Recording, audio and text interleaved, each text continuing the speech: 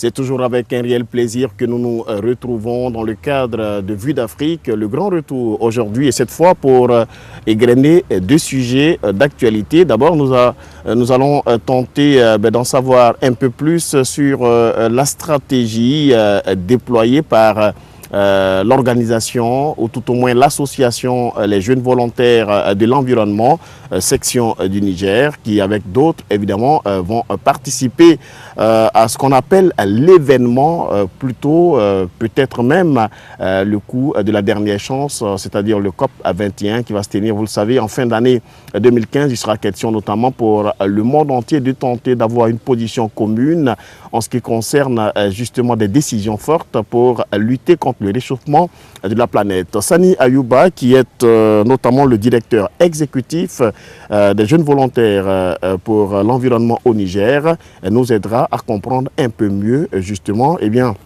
les stratégies qu'il mène, aussi bien avec ses camarades de cette structure, mais aussi avec les dirigeants politiques du Niger. Pour planter le décor, en ce qui concerne notre premier sujet, nous pactons un peu plus loin du continent africain, soit en Indonésie, à Jakarta, la capitale. Nous pactons, c'est une sorte de carte postale dans laquelle vous allez voir la souffrance, notamment d'un cours d'eau à l'image du fleuve Niger ou même du fleuve Congo. Ça s'appelle le Kilwong. C'est un fleuve qui traverse Jakarta en plein centre et qui malheureusement souffre de ce que les uns et les autres y déversent plus de 900 tonnes de déchets par jour, ce qui est un véritable casse-tête quand on sait qu'il sera question lors de cette rencontre sur des solutions à venir pour lutter contre le réchauffement climatique et la pollution. Comment Jakarta, comment l'Indonésie tente de sa sortie? Est-ce que cette solution peut être aussi placardée sur la réalité nigérienne ou même africaine? On en parlera, mais pour l'heure, voici tout de suite cet élément de nos confrères de TV5 Monde. Ce n'est pas un fleuve, c'est un égout qui traverse Jakarta. Dans cette ville de 28 millions d'habitants, chaque jour, 926 tonnes de déchets sont déversés dans le Kilwong. Des détritus jetés par les habitants eux-mêmes. À Jakarta, la quantité d'ordures domestiques est telle qu'elle rétrécit le lit du fleuve. Résultat, une seule averse suffit pour le faire déborder. En amont de ce fleuve de 119 km d'époque, une ville souvent blâmée pour la qualité désastreuse de l'eau. Mais ici, des bénévoles locaux se battent pour garder leur rivière propre. Un travail long et fastidieux. Notre mouvement est né en raison de notre inquiétude face à la destruction croissante de la rivière. Les communautés locales réalisent que les dommages et la destruction arrivent au milieu de la rivière Kilwong, c'est-à-dire à Depok. Une initiative d'autant plus nécessaire que l'eau du fleuve est vitale à plus de 5 millions de personnes. Ici, la population utilise le fleuve comme toilette, douche et terrain de jeu. Les autorités locales tentent de sensibiliser tant que possible les résidents situés le long de la rivière. D'abord, il ne faut pas penser que le Kilwong est un dépôt d'ordures. Deuxièmement, ne pas construire arbitrairement sur les berges.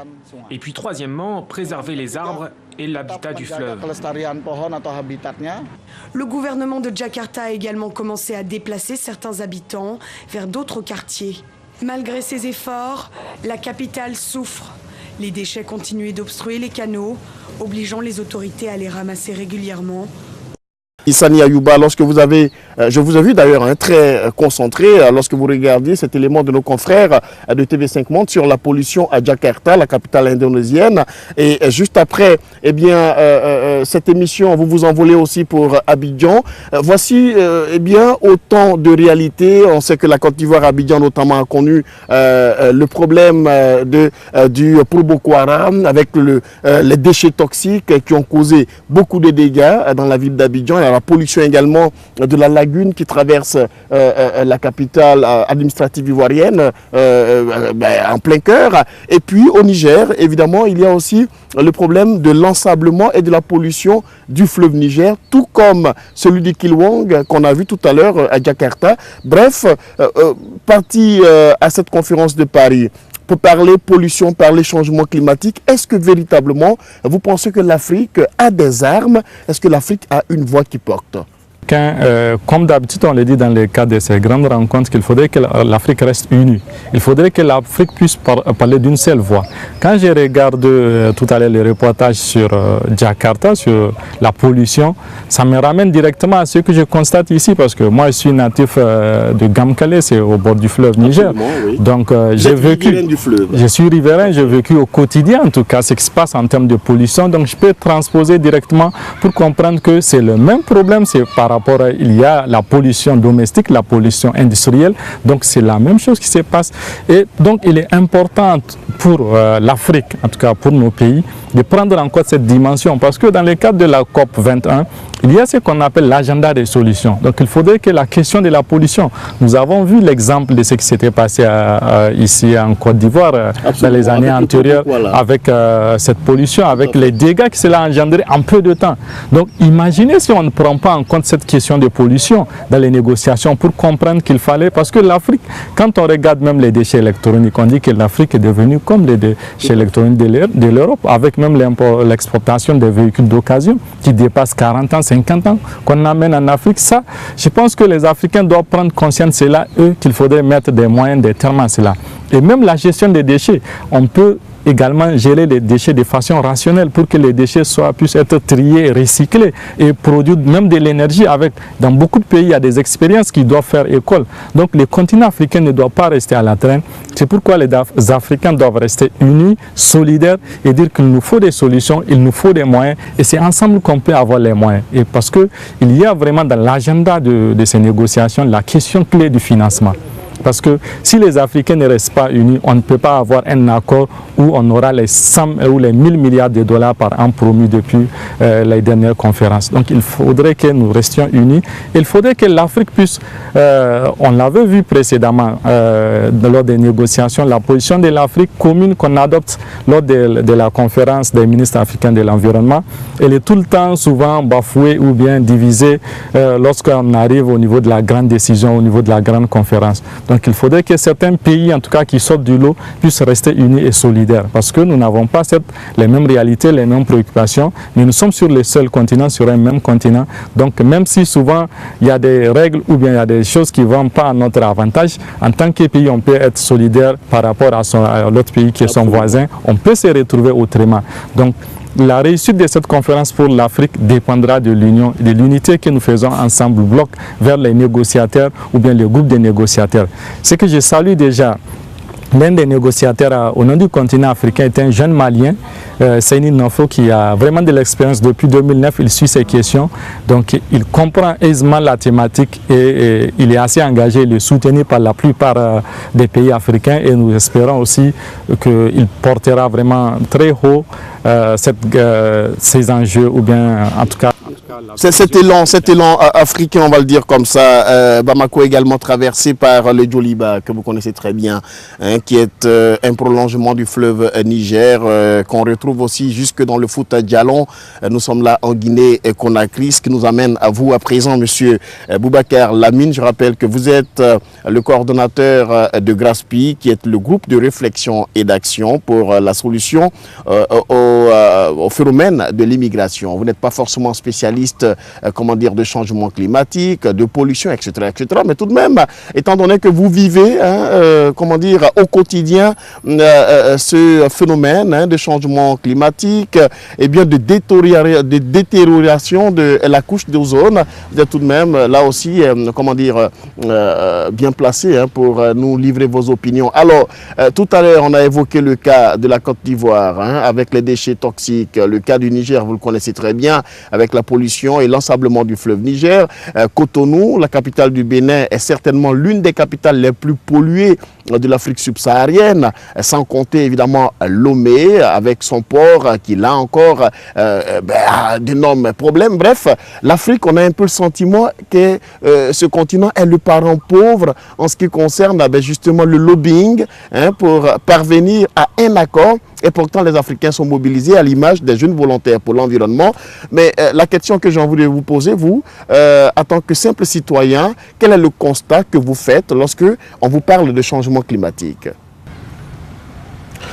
Bon, je pense que en tant que citoyen, le changement climatique fait partie vraiment de la souffrance des populations.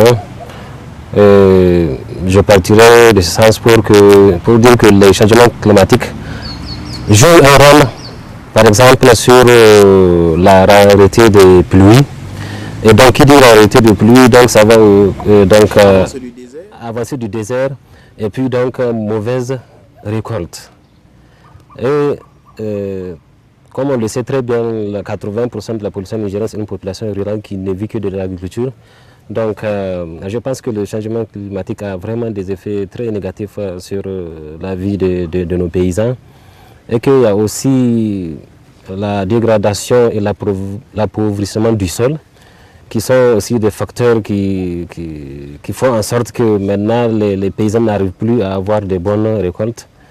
Donc je pense que vraiment il faut faire quelque chose pour pouvoir un peu améliorer les choses et prendre des décisions s'il le faut pour éviter, bon, comme on l'a dit, bien que je ne suis pas spécialiste, il y a le dégagement de CO2, je pense qu'il fait partie donc, des facteurs qui font la dégradation donc, de la couche d'ozone, comme on dit. Donc vraiment on peut prendre des décisions pour mieux gérer ça. Je pense que ça serait une bonne chose. Est-ce que concrètement, si on prend le cas du Niger, est-ce que vous avez constaté quelque chose depuis peut-être les années 60-70 jusqu'à aujourd'hui? Est-ce que, parlant de changement climatique, vous avez peut-être constaté quelque chose qui vous concrètement, vous a marqué? Bon, en tout cas, c'est toujours par rapport au... D'habitude, l'hivernage ici, il commence très tôt. Souvent, les premières pluies, c'est en mai. Rien que l'année dernière, la première pluie dans un village vers Walamla, ils ont semé vers le 8. Mais cette année, il a fallu début juillet pour qu'ils puissent même avoir la pluie suffisante pour pouvoir semer. Je pense que ce décalage-là du mai jusqu'au mois de début juillet, donc est dû au fait du changement climatique. Et c'est sûr, donc ça a un effet sur la récolte, sur la production, donc ça a un effet. Donc au lieu que ça s'achève cette fois-ci juste fin septembre, ça va aller jusqu'en octobre. Et si jamais la pluie aussi s'arrête en septembre, donc ça veut dire que la récolte sera mauvaise. D'accord. Avant de refermer ce premier sujet avec Sani Ayouba, qui est un peu plus imprégné de la problématique du changement climatique et qui, avec d'autres, évidemment, se retrouve au cœur d'un processus pour faire porter la voix du Niger, mais pas seulement. Une toute dernière question, M. Boubacar Lamine.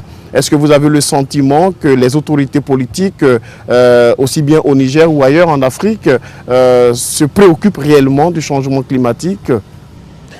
Bon, moi je pense que l'Africain en général, vraiment c'est des gens qui prennent conscience souvent tardivement, ou bien surtout nos dirigeants, ils ne s'intéressent qu'au pouvoir politique, ils ne s'intéressent jamais aux problèmes de la population, jamais, jamais. On a beau faire des conférences, on a beau faire des meetings, des trucs pour attirer leur attention, et ça passe toujours inaperçu. Donc je pense que vraiment c'est un travail de conscientisation qu'il faut vraiment au niveau national, régional et pourquoi pas au niveau même du continent. Vraiment, il faut que nos dirigeants là, prennent conscience vraiment des dangers. Il ne faut pas qu'à chaque fois que ce soit les pauvres qui payent les conséquences. Donc vraiment, il est temps de prendre des mesures à temps avant que ça ne s'aggrave. Donc pour pouvoir au moins assurer le bien-être à leur population. C'est bien dit. Sani Ayouba, refermons ce sujet avec vous tout en rappelant que vous êtes le directeur exécutif de Jeunes Volontaires pour l'Environnement section du Niger et que votre organisation évidemment est panafricaine avec son siège et même son origine finalement à Lomé, la capitale du Togo.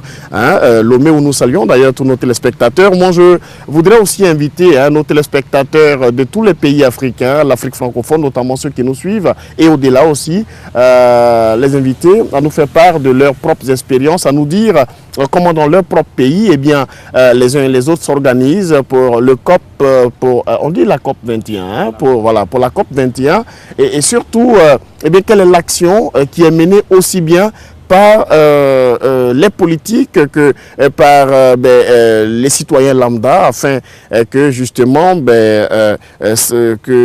qu'on constate qu'il y a une véritable solution en ce qui concerne, voire même une prise de conscience en ce qui concerne la problématique du changement climatique. Alors, Sani Ayouba, est-ce que avant même de partir à la conférence de Paris pour justement faire porter la voix du Niger et de l'Afrique, est-ce qu'il ne serait pas mieux aussi de changer un tout petit peu notre comportement au quotidien à travers l'utilisation massive et abusive des sachets plastiques non biodégradables, à travers ce que nous déversons au quotidien au niveau du fleuve, à travers ce que nous importons, mais qui est tout de même amorti ailleurs. Bref, qu'est-ce qu'on pourrait faire nous au quotidien pour que, évidemment, on puisse trouver une solution avant même Paris? Oui, je pense que l'étape de Paris, c'est une étape. Certes, c'est une étape clé, mais les solutions se trouvent vraiment dans nos actes quotidiens. Et c'est dans ce sens même que je veux dire que la conférence précédente à Lima, avant même Lima à Varsovie en Pologne, il y avait des discussions dans l'accord pour dire qu'il faudrait que tous les pays du monde, donc à défaut d'avoir un accord contraignant, que chaque pays puisse ce qu'on appelle les INDC, c'est-à-dire les contributions nationales prévues déterminées en matière de réduction des gaz à effet de serre. Donc il fallait que chaque pays fasse en tout cas l'inventaire pour donner et déposer ce document. Et dans ce document, il y a déjà, je pense, plus de 5 pays africains qui ont déjà envoyé leurs contributions nationales prévues déterminées. Et c'est quoi les contributions nationales prévues déterminées? C'est-à-dire c'est un engagement propre, un engagement personnel de chaque État pour dire que nous, conscients en tout cas de notre rôle par rapport à notre responsabilité, nous nous engageons à réduire de tels pourcentages nos émissions de gaz à effet de serre. Donc ça, ce n'est pas seulement pour les pays industrialisés ou les pays en voie de développement, c'est tous les pays qui sont partie prenante à cette conférence des Nations Unies, c'est-à-dire les 195 pays. Donc à ce stade, aujourd'hui, en tout cas, on peut dire qu'on a plus de 50%, je pense, des pays qui ont déjà envoyé leurs contributions. Et le Niger s'est inscrit aussi dans ce processus, à l'instar des autres pays africains. Nous sommes, comme je l'ai dit un jour, que le Niger a commencé l'élaboration, on est dans les 5e délivrables. Donc je pense qu'avant octobre, qui est la date butoir, c'est-à-dire que tous les pays doivent envoyer leurs contributions pour qu'on puisse les capitaliser. Parce que dans l'accord, l'objectif principal de l'accord attendu de Paris, c'est qu'il y ait un réchauffement planétaire en deçà, en tout cas, la température en deçà de 2 degrés Celsius. Parce qu'au-delà de ça, c'est toujours des problèmes.